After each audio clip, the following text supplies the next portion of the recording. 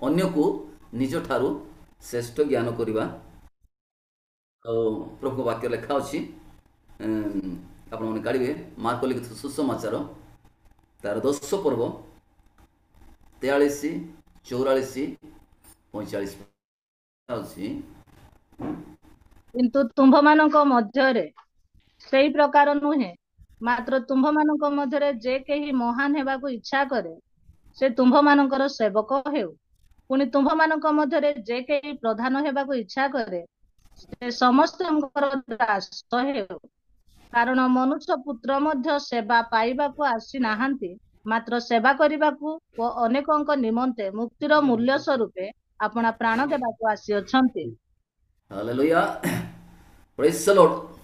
ପ୍ରଭୁଙ୍କର ମହାନାମ ଧନ୍ୟବାଦ ଦିଅ। ଆମେ ଏଠି ଦେଖୁଛୁ ପ୍ରିୟ ପ୍ରଭୁଙ୍କ ଲୋକମାନେ, ଆଉ ପ୍ରଭୁଙ୍କର ବାକ୍ୟରେ ଲେଖା ଅଛି, ନିଜେ ସ୍ୱୟଂ ପ୍ରଭୁ ଯୀଶୁ କହୁଛନ୍ତି ତୁମମାନଙ୍କ ମଧ୍ୟରେ ଯେ କେହି ମହାନ ହେବା ପାଇଁ ଇଚ୍ଛା କରୁଛି ସେ କ'ଣ କରୁ ନା ସେ ଅନ୍ୟମାନଙ୍କର କ'ଣ କରୁ ସେବା କରୁ। ସୈନ୍ୟମାନଙ୍କର ସେବା କରୁ। ଆଉ ପୁଣି ତୁମମାନଙ୍କ ମଧ୍ୟରେ ଯେ କେହି ପ୍ରଧାନ ହେବାକୁ ଇଚ୍ଛା କରେ ସେ ସମସ୍ତଙ୍କର ଦାସ ହଉ। ଆଜି ଆମେ ଦେଖୁଛୁ ଯେ କେହି ମଧ୍ୟ ସାନ ହେବା ପାଇଁ କାହାର ଇଚ୍ଛା ନାହିଁ। କେହି ମଧ୍ୟ ନିଜକୁ ଛୋଟ କରିବାକୁ ଇଚ୍ଛା ନାହିଁ। ପ୍ରିୟ ଲୋକମାନେ, ଆମେ ସବୁବେଳେ ଚାହୁଁଛୁ ଯେ ମୁଁ ବଡ଼। ଆପଣମାନେ ପିଲାମାନଙ୍କୁ ମଧ୍ୟ ତୁ ଯଦି ସାନ ବୋଲି କହିଦେଲେ ସେ ପିଲାମାନେ ମଧ୍ୟ ରାଗିଯିବେ, ନାଇଁ ମୁଁ ବଡ଼ ଲୋକ ବୋଲି ଗଲା, ମୁଁ ବଡ଼ ହେଇଯାଇଛି ବୋଲତେ। ସାନ ପିଲାମାନଙ୍କୁ ତୁ ସାନ ବୋଲେ ନାଇଁ ମୁଁ ବଡ଼ ବୋଲି କହିବ ନା ନାଇଁ। ତ ପ୍ରକୃତରେ ସମସ୍ତେ ଚାହାନ୍ତି ବଡ଼ ହେବା ପାଇଁ, ଭଲ ବିଷୟ। କିନ୍ତୁ ବଡ଼ ହେବା ପାଇଁ ହେଲେ ଆମେ ନିଜକୁ ସାନ ହେବାକୁ ପଡ଼ିବ। ଏବେ ଆମେ ଦେଖୁଛୁ ଯେ ଯେ ଜନ୍ମ ହେଉଛି ସେ କ'ଣ ବଡ଼ ହେଇ ଜନ୍ମ ହେଉଛି କି? ସେ ପ୍ରଥମରେ ସାନ ହେଉଛି। ସେଥିପାଇଁ ଆଜି ଆମେ ଜଗତରେ ମଧ୍ୟ ଆମେ ଯଦି ବଡ଼ ହେବା ପାଇଁ ଚାହୁଁଛୁ ଆମେ ସାନ ହେବା। ପ୍ରିୟ ପ୍ରଭୁଙ୍କ ଲୋକମାନେ, ତେବେ ତୁମମାନଙ୍କ ମଧ୍ୟରେ ଯଦି ଯେ କେହି ମହାନ ହେବାକୁ ଇଚ୍ଛା କରୁଛି ସେ ତୁମମାନଙ୍କର ସେବକ ହଉ। ଆଜି ଆପଣ ଦେଖିବେ ପ୍ରକୃତରେ ବିଶେଷ କରି ଯେଉଁମାନେ ଅନୁଷ୍ଠାନରେ ଅଛନ୍ତି, ପାଳକ ପ୍ରଚାରକ ମାନେ, ଆଜି ଅନେକ ଡାଇରେକ୍ଟର କୋଅର୍ଡିନେଟର ମାନେ ନିଜର ତଳ ସ୍ତର ପାଷ୍ଟର ମାନଙ୍କୁ ଗୋଟେ ପିଅନ ପରି କରି ସେମାନେ ଦେଖନ୍ତି। ଗଲା ଅନେକ ଜାଗାରେ ଗୋଟେ ପିଅନ ପରି କରିଦିଅନ୍ତି। ସେ ଡାଇରେକ୍ଟର କୋଅର୍ଡିନେଟର ସ୍ତ୍ରୀ ମାନେ ମଧ୍ୟ ସେମାନେ ତଦ୍ରୂପ କରନ୍ତି। କିନ୍ତୁ ପ୍ରଭୁଙ୍କର ବାକ୍ୟରେ ତାହା ଲେଖା ନାହିଁ। ସେଠି ଲେଖା ଅଛି ଯେ ମନୁଷ୍ୟ ପୁତ୍ର ପ୍ରଭୁ ଯୀଶୁ ସେବା ପାଇବା ପାଇଁ ଆସିନାହାନ୍ତି, କିନ୍ତୁ ଅନ୍ୟମାନଙ୍କର ପାଇଁ ମୁକ୍ତିର ମୂଲ୍ୟ ସ୍ୱରୂପ ପ୍ରାଣ ଦେବା ପାଇଁ ସେ ଆସିଛନ୍ତି। ତ ଯଦି ସ୍ୱୟଂ ପ୍ରଭୁ ଯଦି ସେଇ ପ୍ରକାର ଅଛନ୍ତି ବୋଲେ ଆମେ କିଏ? ଆଜି ଅନେକ ସେମାନେ କେହି ମଧ୍ୟ ଦାସ ହେବା ପାଇଁ ଇଚ୍ଛା କରୁନାହାନ୍ତି, କେହି ମଧ୍ୟ ସାନ ହେବା ପାଇଁ ଇଚ୍ଛା କରୁନାହାନ୍ତି। ପ୍ରିୟ ଲୋକମାନେ, ସମସ୍ତେ ବଡ଼ ହେବା ପାଇଁ ଇଚ୍ଛା କରୁଛନ୍ତି। ସେ ମାର୍କ 9 ପର୍ବ ତାର 35 ପଦରେ ବିଷୟ ଲେଖା ଅଛି, ସମାନ ବିଷୟ ମଧ୍ୟ ଲେଖା ଅଛି। ମାର୍କ 9:35 ଲେଖା ଅଛି, ଯୀଶୁ ଉପବେଶନ କରି ଦ୍ୱାଦଶଙ୍କୁ ଆହ୍ୱାନ କଲେ ଓ ସେମାନଙ୍କୁ କହିଲେ, ଯଦି କେହି ପ୍ରଧାନ ହେବାକୁ ଇଚ୍ଛା କରେ ତାହାହେଲେ ସେ ସମସ୍ତଙ୍କ ଠାରୁ ସାନ ଓ ସମସ୍ତଙ୍କର ସେବକ ହେଉ। ହାଲେଲୁୟା, ପ୍ରେଜ୍ ଦ ଲର୍ଡ। ଏଇଟା ଗୋଟେ ପ୍ରକୃତିରେ ଗୋଟେ ଏଇଟା ଗୋଟେ ମାନେ କ'ଣ ଗୋଟେ ପଦ୍ଧତି, ଗୋଟେ ପ୍ଲାନ୍। ଏଇଟା ଆପଣ ମାନେ ଯଦି ମୁଖ୍ୟ ହେଇଥାନ୍ତୁ, ବଡ଼ ହେଇଥାନ୍ତୁ, ଯଦି ଆପଣ ଗୋଟେ ଅନୁଷ୍ଠାନରେ ବଡ଼ ହେଇଥାନ୍ତୁ, ଆପଣ ଯଦି ନିଜେ ଯଦି ଖୋଲି ମାନେ ପ୍ଲେଟ୍ ଧୋଇବେ କି ନିଜେ ଯଦି ଗୋଟେ କୌଣସି ଗୋଟେ କାମ କରିବେ ବୋଲେ ତାର ତଳେ ଥିବା ଲୋକମାନେ ବସି ରହିବେ ନାହିଁ। ପ୍ରିୟ ଲୋକମାନେ, ସେମାନେ ଉଠିକରି ସେ ଆଗରେ ସେମାନେ କ'ଣ କରିବେ? ଆଗେଇ ଯିବେ। ଆଜି ଅନେକ କ'ଣ କରନ୍ତି ନା ଛୋଟ ସ୍ତର ଲୋକମାନେ ଗୋଟେ ପିଅନ ସଦୃଶ ସେମାନଙ୍କୁ ବ୍ୟବହାର କରନ୍ତି, କିନ୍ତୁ ତାହା ବହୁତ ଭୁଲ। ସେଥିପାଇଁ ଲେଖା ଅଛି ଯେ ଯେ କେହି ପ୍ରଧାନ ହେବାକୁ ଇଚ୍ଛା କରେ ତାହେଲେ ସେ ସମସ୍ତଙ୍କ ଠାରୁ ସାନ ଓ ସମସ୍ତଙ୍କର ସେବକ ହଉ। ହାଲେଲୁୟା। ତ ପ୍ରକୃତରେ ମୋ ଜୀବନରେ ମଧ୍ୟ ମୋର ବେଗ ଅନ୍ୟ ଲୋକଙ୍କୁ ଧରାଇବା ପାଇଁ ମୋର ଇଚ୍ଛା ନାହିଁ, ଆଉ ମୁଁ ଧରାଇବି ମଧ୍ୟ ନାହିଁ। ଆଉ ପାରୁ ପର୍ଯ୍ୟନ୍ତ ମୋର ସକ୍ଷମ ଅନୁସାରେ ମୋର ଜିନିଷ ମୁଁ ଆକା ଧରେ। ଆଉ ସାନ ହଉ ବଡ଼ ହଉ ତାଙ୍କୁ ମୋତେ ଧରାଇବା ପାଇଁ ଇଚ୍ଛା ଲାଗିବ ନାହିଁ। କାରଣ ସେ ବି ଆମ ପରି ମଣିଷ। ହୁଏତ ଆଜି ଆମେ ଦେଖୁଛୁ ଯେ ଗୋଟେ ମାନେ ଜାଗତିକ ଭାବରେ ସେ ଜ୍ଞାନୀ ହେଇଥାଇପାରେ, ଜାଗତିକ ଭାବରେ ହୁଏତ ସେ ମାନେ କି ଗୋଟେ ଅଶିକ୍ଷିତ ଅନପଢ଼ ହେଇଥାଇପାରେ, କିନ୍ତୁ ପ୍ରଭୁଙ୍କ ଦୃଷ୍ଟିରେ ସବୁ ସମାନ। ଆଜି ହୁଏତ ଗୋଟେ କଲେକ୍ଟର ହଉ କି ଗୋଟେ ମାନେ ଯେଡ଼େ ଗୋଟେ ଧନୀଶାଳୀ ହଉ ନା କାହିଁକି, ପ୍ରଭୁଙ୍କ ଦୃଷ୍ଟିରେ ସମସ୍ତ ଆତ୍ମା ସମାନ। ହାଲେଲୁୟା। ପ୍ରଭୁ ଯଦି ସମସ୍ତଙ୍କୁ ସମାନ ଭାବୁଛନ୍ତି, ଆମେ କାହିଁକି ଉଚ୍ଚ ନିଚ ଭାବିବା? ତେଣୁ ଏ ଦିନମାନଙ୍କରେ ଆମେ ଯଦି ପ୍ରକୃତରେ ବଡ଼ ହେବା ପାଇଁ ଇଚ୍ଛା କରୁଛୁ, ତାହେଲେ ନିଜକୁ ସାନ କରିବାକୁ ପଡ଼ିବ। କାରଣ ଆମେ ଦେଖୁଛୁ ଆଉ ଯୀଶୁ ଖ୍ରୀଷ୍ଟ ଫିଲିପି 2 ପର୍ବ ତାର 5ରୁ ଯଦି ଆମେ 9 ପଦ ପର୍ଯ୍ୟନ୍ତ ପଢ଼ିବା, ଯେ ଖ୍ରୀଷ୍ଟ ଯୀଶୁଙ୍କର ଯେ ପ୍ରକାର ମନ ଥିଲା ତୁମମାନଙ୍କ ମଧ୍ୟ ସେଇ ପ୍ରକାର ହେଉ। ନାକି ସେ ଈଶ୍ୱର ରୂପେ ହେଲେ ମଧ୍ୟ ସେ ଈଶ୍ୱରଙ୍କ ସହିତ ସମାନ ହୋଇ ରହିବା ପାଇଁ ସେ ଇଚ୍ଛା କଲେ ନାହିଁ, କିନ୍ତୁ ମନୁଷ୍ୟ ରୂପ ଧାରଣ କରି ନିଜକୁ କ'ଣ କଲେ ନା ଉନ୍ନତ କଲେ। ଏହିପରିକି ସେ ନିଜକୁ ଶୂନ୍ୟ କଲେ ଏବଂ ମୃତ୍ୟୁ ପର୍ଯ୍ୟନ୍ତ ସେ ନିଜକୁ ଅବନତ କଲେ। ହାଲେଲୁୟା। ସ୍ୱୟଂ ପ୍ରଭୁ ଯୀଶୁ ଖ୍ରୀଷ୍ଟ ଈଶ୍ୱର ରୂପେ ହେଲେ ମଧ୍ୟ ସେ ନିଜକୁ ଈଶ୍ୱର ପରି ରହିବା ପାଇଁ ସେ ଇଚ୍ଛା କଲେ ନାହିଁ, କିନ୍ତୁ ମନୁଷ୍ୟ ରୂପ ଧାରଣ କରି ନିଜକୁ କ'ଣ କଲେ? ଶୂନ୍ୟ କଲେ। ଆଉ କୃଷ୍ୟ ମୃତ୍ୟୁ ପର୍ଯ୍ୟନ୍ତ ସେ ଆପଣାକୁ ଅବନତ କଲେ। ଆମେ କ'ଣ କରୁ? ଗୋଟେ ଲିମିଟ୍ ପର୍ଯ୍ୟନ୍ତ ସହିଥାଉ କଥା। କେତେ ସହିବୁ ଆଜ୍ଞା ବୋଲ? ମୁଁ ଆଉ ସହିପାରିବି ନା, କେତେ ସହିବି ତାର ନିନ୍ଦା, କେତେ ସହିବି ତାର ତାଡ଼ନା, ସେଥିପାଇଁ ତାକୁ ମଧ୍ୟ ମୁଁ ଦେଲି ବୋଲିବ ନାଇଁ। ବେଳେବେଳେ ସେମିତି ଆମେ କିଛି 2 ପଦ 3 ପଦ ଶୁଣିବୁ, ତାପରେ ଆମେ ଯେତିକି ସେ କହିଥିବ ତାର ଡବଲ ଆମେ ତାକୁ କହିଦେଇଥିବୁ। କିନ୍ତୁ ଏଠି ପ୍ରଭୁଙ୍କର ବାକ୍ୟ ଲାଗୁଛି ପ୍ରଭୁ କୃଷ୍ୟ ମୃତ୍ୟୁ ପର୍ଯ୍ୟନ୍ତ ସେ ନିଜକୁ ଅବନତ କଲେ। ହାଲେଲୁୟା। ପ୍ରେଜ୍ ଦ ଲର୍ଡ।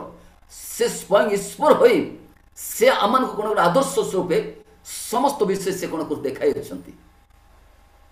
ଜନ୍ ଲିଖିତ ସୁସମାଚାର ଆପଣ କାଢ଼ିବେ 13 ତାର 14 ଜନ୍ ଲିଖିତ ସୁସମାଚାର ତାର 14 ପର୍ବ ଲେଖା ଅଛି ନା 13 ପର୍ବ ତାର 4-5।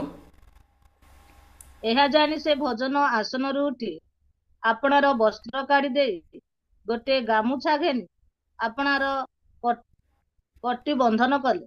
ତତ୍ପରେ ସେ ପାତ୍ରରେ ଜଳ ଢାଳିଲେ, ପୁଣି ଶିଷ୍ୟମାନଙ୍କ ପାଦ ଧୋଇ ଦେଇ ଆପଣା କଟିରେ ବନ୍ଧା ହୋଇଥିବା ଗାମୁଛାରେ ପୋଛିବାକୁ ଲାଗିଲେ। ହାଲେଲୁୟା। ଦେଖନ୍ତୁ ସ୍ୱୟଂ ପ୍ରଭୁ ଯୀଶୁ ଖ୍ରୀଷ୍ଟ ସେ କ'ଣ କରୁଛନ୍ତି ନା, ଯେତେବେଳେ ଭୋଜନରେ ବସୁଛନ୍ତି, ଅର୍ଥାତ୍ ଯେତେବେଳେ ସେ ଆଉ ମେଜରେ ବସୁଛନ୍ତି, ପ୍ରଭୁ ବସୁଛନ୍ତି, ଶେଷ ରାତ୍ର ଭୋଜନ ଯେତେବେଳେ ସେ ବସୁଛନ୍ତି, ସେ କ'ଣ କରୁଛନ୍ତି ନା ଉଠିଲେ, ଆପଣା ବସ୍ତ୍ର କାଢ଼ିଦେଲେ, ଆଉ ସେ ଟାୱାଲକୁ ବାନ୍ଧିଲେ, କୋଟିରେ ବାନ୍ଧିଲେ, ପୁଣି ଆଉ କ'ଣ କରୁଛନ୍ତି ନା ଶିଷ୍ୟମାନଙ୍କର ପାଦକୁ କ'ଣ କରୁଛନ୍ତି? ଧୋଇ ଦେଉଛନ୍ତି ଏବଂ ସେ ଆପଣା କୋଟିରେ ବାନ୍ଧିଥିବା ଗାମୁଛାରେ କ'ଣ କରୁଛନ୍ତି? ସେ ପୋଛି ଦେଉଛନ୍ତି। ପ୍ରିୟ ପ୍ରଭୁଙ୍କ ଲୋକମାନେ ତ ଦେଖୁଛୁ, ତାପରେ ଆଉ ସେ 13 ତାର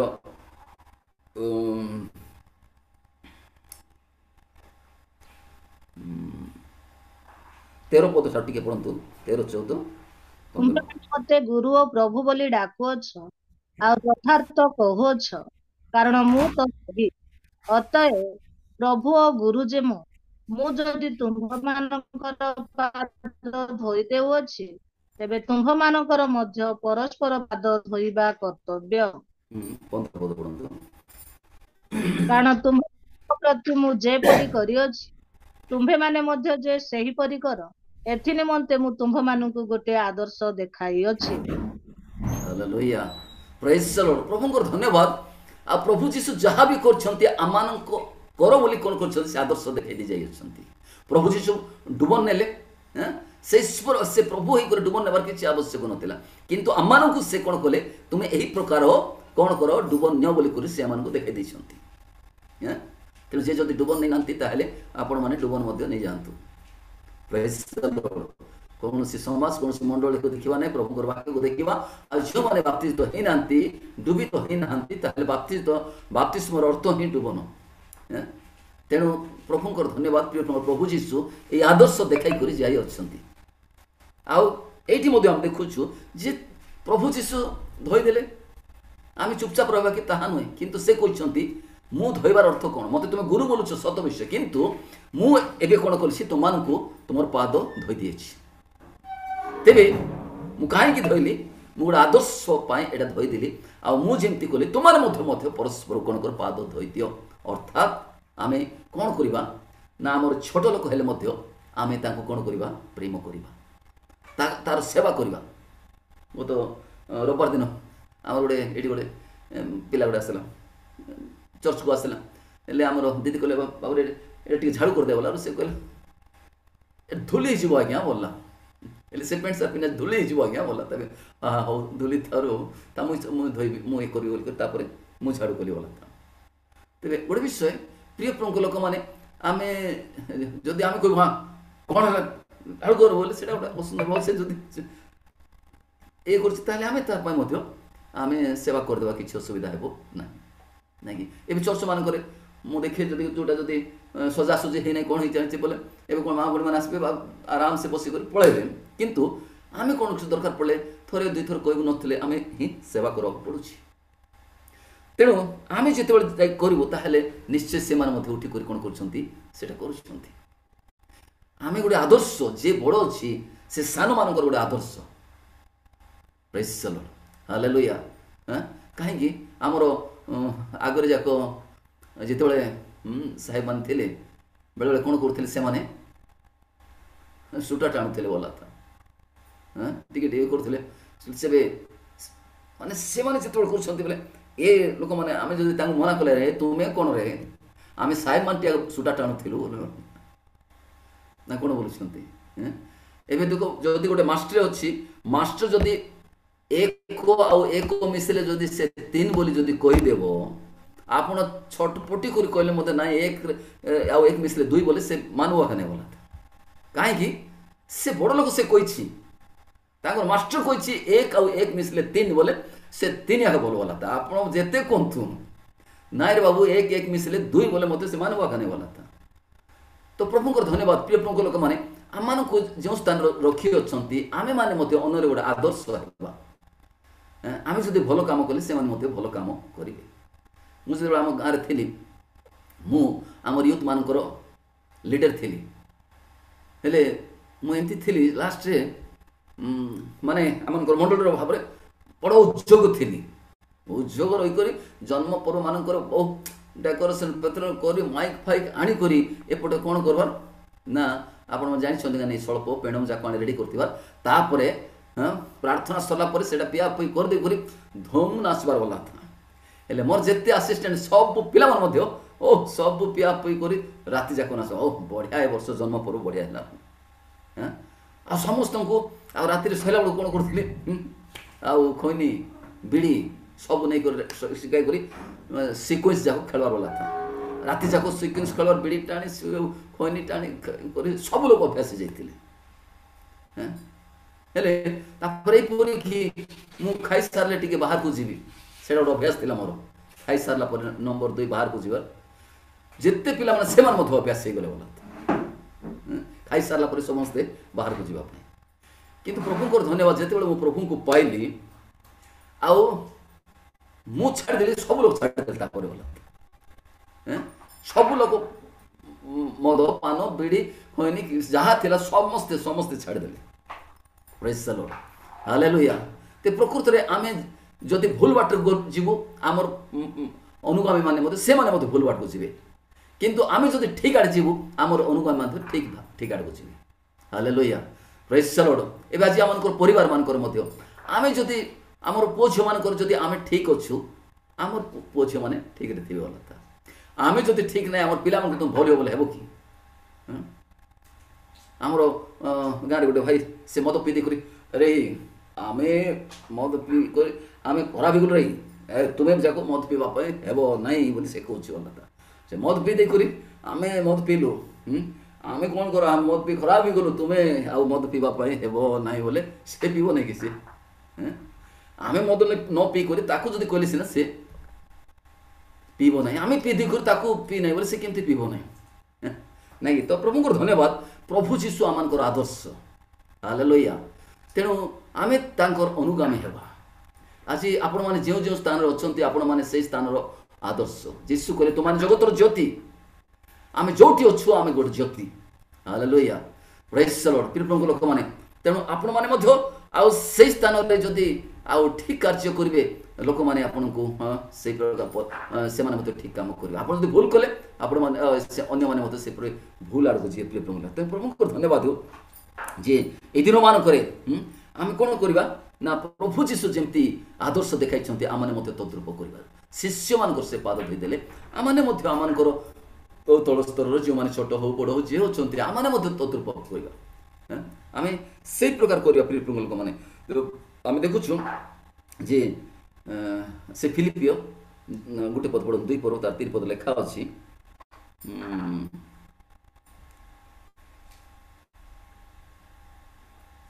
कटगी फिलिपियो 2 तार 3 पद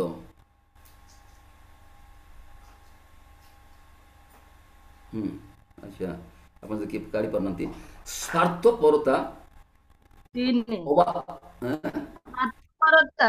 अबा असार गर्व हेतु किछि कर नाही प्रचित होई प्रत्येक अन्य को अपना ठारू श्रेष्ठ मने कर प्रेज द लॉर्ड हालेलुया एटा कौन सी गोटे स्वार्थपर अनुसार करवा नहीं किंतु प्रभुଙ୍କର वाक्य अनुसार लेखा अछि जे असार गर्व किछि करना पर नम्रचित होई कोन करो प्रत्येक को कोन करू माने निज ठारू अन्य को कोन करवा श्रेष्ठ मने करवा हालेलुया प्रेज द लॉर्ड आपण जेते ज्ञानी थांतो ना कहि आपण जेते पाठ पढ़ी थांतो जेते सुंदरी ही थांतो जेते सुंदरा ही थांतो अन्य लोक को आम कौन करसी तुई सबुठु सुंदर तुई सबुठारु ना ज्ञानी तुई सबुठारु बढ़िया देखा जाउछु बोली आमे ताकू कौन करबार अछि श्रेष्ठ ज्ञान करबा आवश्यक हालेलुया नेकी बेले बेले आमे भलो साड़ी पिंथाउ ओटा ए साड़ी दाम केते बोले एतकी ओहो एतकी की बोले ना कोन बोलताउ हैं नहीं कि तो आमे भलो ड्रेस पिंथाउ एटा केते रे बोले एतकी ओहो बलाउल से कोन हेबो निजको भांगी पड़ो ना बा बढ़िया है बढ़िया सार्ट बढ़िया शाड़ी ना कि बढ़िया देखा जाऊँगी बोले से बहुत खुशी हे ना तो प्रभु को धन्यवाद प्रिय प्रभु लोक मैंने आम ए दिन मानक अन्य मान कौन करवा आम ठारू निजक श्रेष्ठ ज्ञान करवा निजक नत करवा प्रथम पितर तार 5 पर्व 6 पद लेखा अच्छी अतएव कौन कर ईश्वर बलवंत हस्त तले आपना को नत कर जद्वारा कि से यथा समय तुमको कौन करेंगे उन्नत करेंगे हालेलुया आमे जो नत हेबु प्रभु से उन्नत करेंगे आमे नत हेले प्रभु आमे जदि उन्नत हेबु प्रभु से आमको नत करेंगे तो प्रभु को धन्यवाद जे ए दिन मानक आमे अन्य को निज ठारू श्रेष्ठ ज्ञान करवा हालेलुया श्रेष्ठ मन करवा से मोठारू बड़ से तू मोठारू बड़ तू भल अच्छु यही सब ज्ञान करवा प्रिय लोक मैंने जो द्वारा से निश्चय आम प्रेम कर गोटे लोक जदि आम भल बोलूँ से निश्चय आम प्रेम करूँ जदि आम खराब दुष्ट ये सब कहवा से आम से प्रकार व्यवहार कर तो प्रभु को धन्यवाद हो जे अन्य को निज ठारू श्रेष्ठ ज्ञान करवा द्वितीय विषय होची जे आमने अन्य को कौन करवा भातृतुल्य प्रेम करवा एटा अछि सबुठारू गुरुत्वपूर्ण विषय प्रिय लोक मैंने आज जदि सब अच्छी प्रेम ना कि ना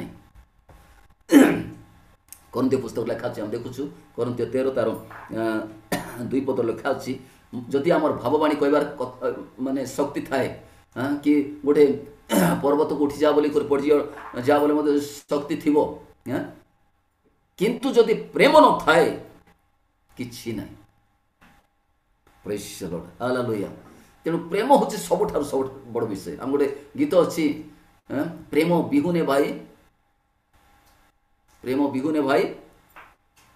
सब असार गाओ प्रेम रे जय प्रेम जे सारा ना कि माने प्रेम बिहुने भाई सब असार प्रेम जदि ना सब असार आपणकर सब सब जीरो ही जीवला था प्रेम जदि अच्छी से हीरो ତ ପ୍ରଭୁଙ୍କର ଧନ୍ୟବାଦ ପ୍ରିୟ ପ୍ରଭୁଙ୍କ ଲୋକମାନେ ସେଥିପାଇଁ ସେଇ ପ୍ରଥମ